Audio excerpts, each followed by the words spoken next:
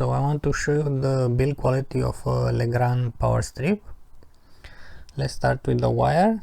It's a 1.5 square millimeter, very good for this power.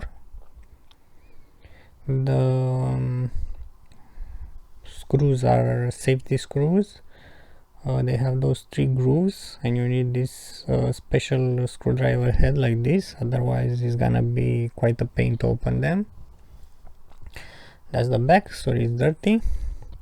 Let's look at the main part. The wires are spot welded,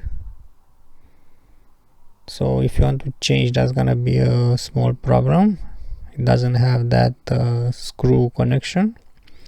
The grounding wire looks like stainless steel. It's quite springy. It doesn't deform as in cheap ones, and returns to the original shape. It runs under all the sockets, as you can see, the silver part up to the top. The main wires can be removed like in most strips, nothing special there. The blue things are child safety locks. You can remove them as well if you want. Okay, so this is the strip. It's a 3 socket extender. Plastics are quite good. The end is very sturdy as well.